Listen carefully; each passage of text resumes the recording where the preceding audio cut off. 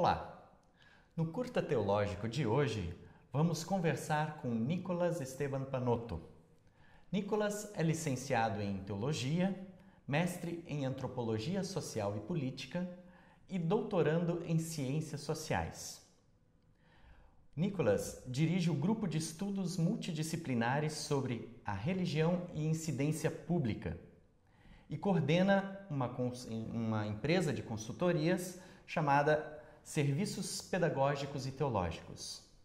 E ele vai nos falar hoje um pouco sobre como ele vê a religião no cenário social, político, cultural latino-americano e, de igual modo, como ele vê a educação teológica no cenário, no contexto latino-americano.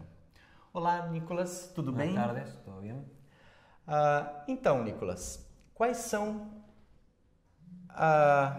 como você vê a religião no cenário político, religioso, econômico latino-americano? Bien. Bueno, el fenómeno religioso en América Latina siempre tuvo un lugar preponderante en la cultura y en la sociedad de nuestro continente.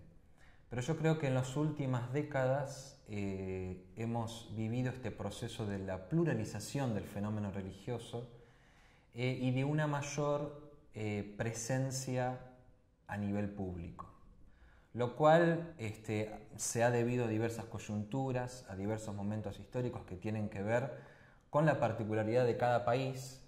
En Argentina, a partir de la crisis del 2001, bueno, también podemos ver las coyunturas políticas en Perú, en Chile, también aquí en Brasil, con la extensión de diversos grupos, tanto evangélicos, cristianos como otras religiones. Con lo cual, en las últimas décadas vemos esta creciente presencia pública, lo cual ha desafiado, por un lado, ha sido un desafío a nivel social y por otro lado ha sido también un desafío a nivel de las instituciones sociopolíticas, ¿no? Y yo creo que hay dos cosas importantes que ver. Por un lado, esto redefine cómo se comprende inclusive el espacio público y la construcción de identidades sociopolíticas. ¿Por qué? Porque pasamos de comprender que lo político no tiene que ver con ciertas instituciones, como pueden ser los partidos, el Estado, ciertos grupos con una acción tradicional dentro de la esfera de la política, sino que ahora los grupos religiosos, en conjunto con otros nuevos agentes sociales que han surgido en las últimas décadas, han puesto un nuevo input, una nueva manera de ver lo que significa la construcción de una identidad política, la construcción de una cosmovisión social, de un compromiso con la comunidad.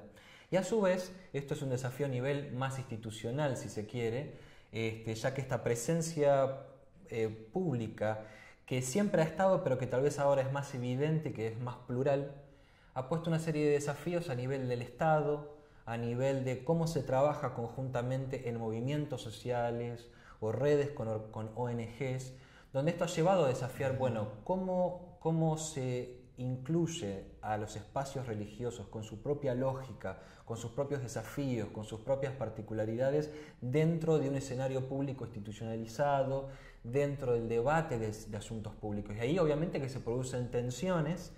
Y al fin y al cabo eso es lo que es el espacio público, es un espacio heterogéneo donde se dialogan y se discursan sobre las tensiones que tienen que ver con las demandas sociales. Así que creo que esto lo resumiría de esa manera, una pluralización de la presencia en el espacio social y una serie de desafíos que ha traído esto dentro de la institucionalidad política. E dentro desse cenário, como se situaria, na tua percepção, a educação teológica? Bueno, yo creo que hay muchos desafíos que tienen que ver, nuevamente, desde lo institucional hasta lo propiamente teológico, ¿no? Cuando hablamos de la educación teológica, generalmente nos referimos a las instituciones formales, a las instituciones como seminarios, facultades y demás, pero precisamente esta pluralización que estaba mencionando al inicio tiene que ver también con una pluralización de sujetos y de espacios de construcción teológica y de educación teológica. Entonces la educación teológica no puede seguir siendo vista solamente dentro del espacio de las facultades o espacios formales, sino que tiene que ir más allá. Y no solamente como un espacio que reemplace a las instituciones teológicas, sino como nuevos espacios que alimentan y redefinen la educación teológica formal.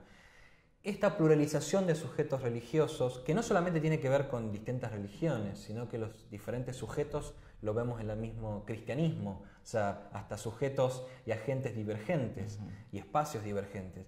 Y eso ha levantado diversas formas pedagógicas, diversos discursos teológicos que han desafiado a tanto las estructuras institucionales como también las currículas, ¿no?, de los temas que se hablan. Y esto se ve también en la esfera de la pluralización de las experiencias de las propias comunidades de fe.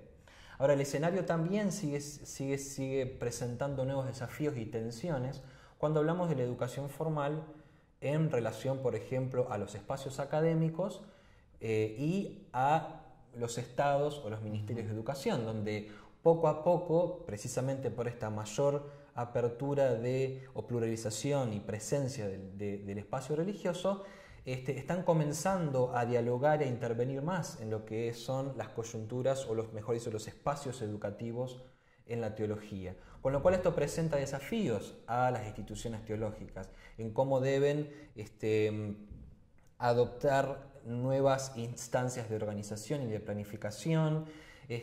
Por ejemplo, una institución que se oficializa ya no puede ser denominacional o no puede aceptar solamente personas de una sola iglesia. ¿Cómo ahora replantear la educación teológica desde el paradigma de la interculturalidad y desde el diálogo interreligioso? Son materias que recién se están comenzando, materias en el sentido de temas o de paradigmas que recién están comenzando y que aún falta mucho por elaborar y por trabajar. Y obviamente que considero que la educación teológica, al menos en lo que refiere a los agentes de educación teológica en el continente, hay una gran crisis, por un lado, pero una crisis como una gran posibilidad que hay frente a estas nuevas demandas, ¿no? Sabemos que hay crisis a nivel institucional, financiero, pero las crisis también son a nivel paradigmático en lo pedagógico y en lo teológico, ¿no? Estos desafíos que hay de parte del espacio público y de parte de las comunidades de fe, desafía cada uno de estos elementos, por lo cual estamos en una coyuntura que está trayendo diversos momentos de crisis, pero como toda crisis, y bien que se dice, es una posibilidad para crear espacios alternativos como también cambios en los mismos espacios ya conocidos y formales. Então, na sua opinião, quais seriam os maiores entraves e as maiores dificuldades e também os maiores desafios para o papel da religião no contexto latino-americano? Yo creo que hay desafíos que tienen que ver con cómo se construye un espacio de diálogo y un espacio de recepción de las demandas con respecto a lo público. Y a las iglesias también, ¿no? Y a las comunidades religiosas en sí. Yo creo que los desafíos tienen que ver, en primer lugar, precisamente cómo construir un espacio de diálogo. Los espacios religiosos han tendido siempre a encerrarse en sí mismos, aunque también han sido espacios resistentes por parte del espacio social, ¿no? Pero ahora esto está cambiando y creo que tiene que haber un cambio a nivel de cómo se percibe la construcción del discurso teológico, ¿no? O sea, hace un momento hablábamos de los desafíos que hay en la epistemología, ¿no? La epistemología de lo teológico, o sea, lo que hay de fondo, donde los nuevos agentes sociales, los nuevos espacios, las nuevas demandas sociales, que no sean solamente temas particulares donde la teología habla de, sino que haya un giro hermenéutico en cómo se construye la teología y en cómo se construye el discurso religioso, al fin y al cabo, ¿no? O sea, que estamos más o menos hablando de la misma cosa.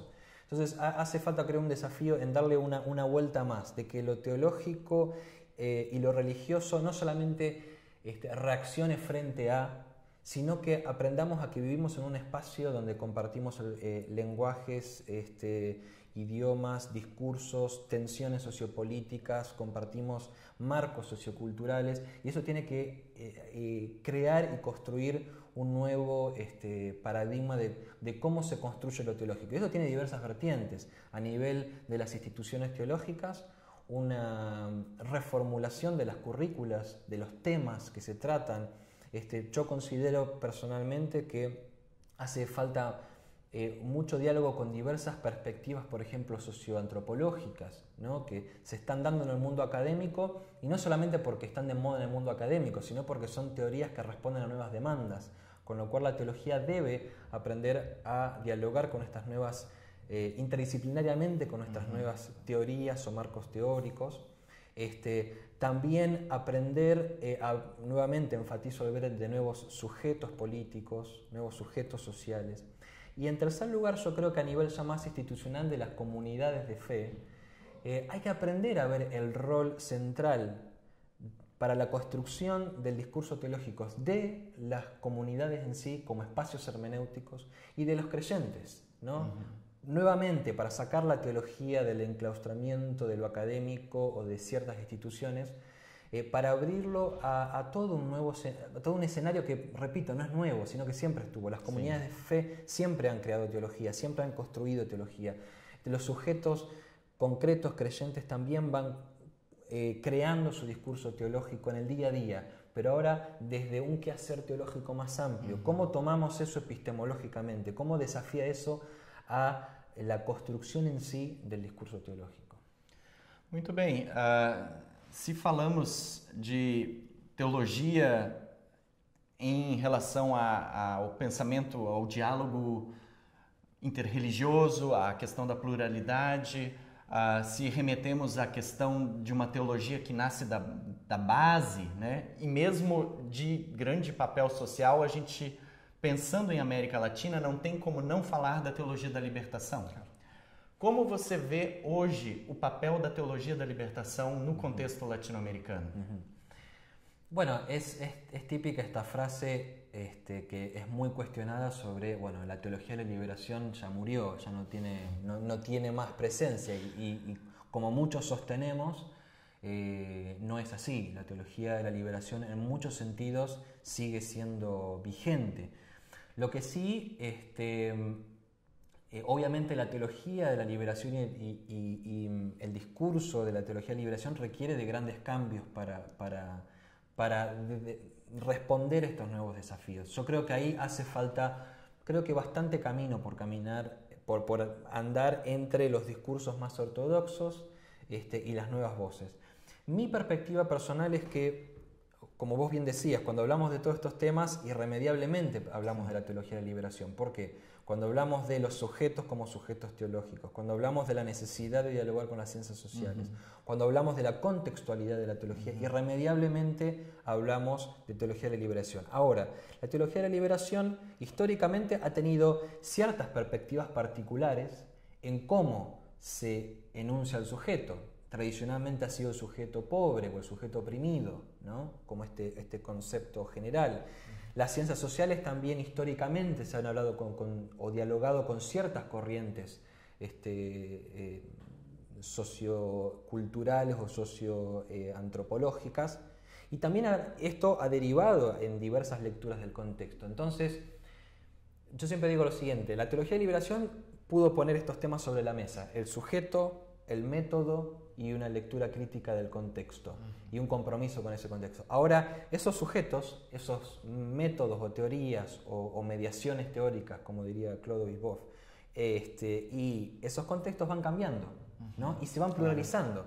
La teología de liberación, al poner sobre la mesa la importancia del sujeto, después eso se fue diversificando hacia las mujeres, el movimiento LGTB, hacia los pueblos indígenas, hacia la niñez, hacia los jóvenes, y hacia otros campos, ¿no? Como la ecología, como temas de economía más profundos, como es el tema del desarrollo, o diversas o nuevas maneras de ver perspectivas de autosustentabilidad, por ejemplo. Entonces, todo esto han sido puertas que ha abierto la teología de la liberación con su diálogo, pero precisamente estos nuevos sujetos ponen sobre la mesa nuevos discursos, nuevas narrativas, nuevas mediaciones teóricas, que yo creo que ahora las teologías de la liberación, porque no creo que podemos hablar de una, necesitan hacer ese giro epistemológico, ¿no? De qué significa hablar en clave de sujeto, qué significa tomar la mediación analítica o la mediación teórica, no ya desde una teoría o dos teorías, sino qué significa a nivel epistemológico y más amplio entrar en diálogo con diversas marcos teóricos que inclusive están muy en boga hoy día en América Latina, el giro descolonial, la poscolonialidad, la teoría queer. ¿No es cierto que hay diálogos, existen diálogos, pero yo creo que hace falta profundizar mucho? Por lo cual lo resumiría de esa manera, o sea, hace falta radicalizar lo que la teología de liberación ya abrió, ¿no? Radicalizar en este nuevo contexto de pluralidad y hacer este giro hermenéutico, ¿no? O sea, la teología de liberación abrió el panorama hacia un montón de campos y sujetos y perspectivas, pero necesita ahora, bueno, ahora que estamos en todos estos lados, ¿cómo redefinimos nuestro quehacer teológico, nuestra propuesta teológica más central? Muito bem. Teologia é sempre teologia em movimento. Em movimento. Né?